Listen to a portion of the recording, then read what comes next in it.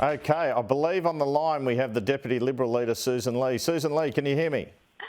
Good morning, Andrew. It's great to join you. Video conferencing dramas notwithstanding. All right, yes, sorry to hear that. So, look, thanks for joining us anyway. What's your reaction to the Fadden result? It was a terrific result. I was out on the ground at various booths across Fadden yesterday. I'm still pretty close to the electorate, although I'm actually in Rankin in the Treasurer's Patch. We don't know how big the swing will be, but we're talking about a swing to the LNP of around 2 to 3%.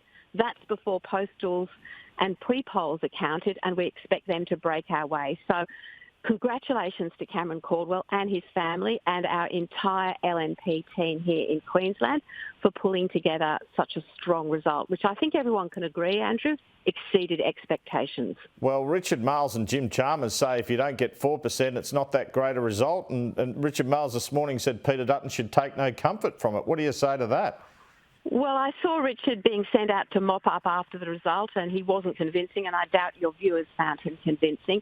It is a strong result, but, you know, I've listened to the Labor Party turn this into politics, the politics of opposition, when they, as a government, should be enacting policies and caring a lot more for the people they've left behind.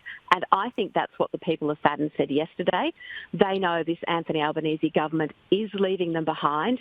As I said, I was on the ground at many polling booths, and you get that sense of cost of living crunch, anxiety about the future, and we've got a government that, you know, talks about numbers and sets arbitrary tests and is still playing that politics of opposition. I'm just not hearing, and the people of Fadden weren't hearing, a convincing, reassuring message about their future. Do you think Labor were unwise to run for the seat? Not at all. I think, you know, of course they should make a showing, and there were 13 candidates, by the way, so it was a great example of democracy in action. And, you know, at polling booths you get those conversations that are about the contest of ideas. But I always feel really rewarded when I stand at a polling booth because I listen to real people talking about real problems. And, you know, I got pretty angry on their behalf because they know how tough it is. I'm, Andrew, starting a 2-week blitz of seats across Queensland, Victoria, South Australia, Tasmania. It's all going to be about cost of living. It's all going to be about the future. And, you know, we've got assessments of creditor risk saying that business insolvencies are increasing. We know that electricity bills are going up 20 to 30%. We know that this year alone, 880,000 families will come off, or people will come off fixed rate mortgages. Some of them will experience an increase of 4% in their interest rate. You know, this is tough. This is really tough, and we need a government with a proper plan. After Aston, there was speculation around Peter Dutton's leadership. Is that gone now?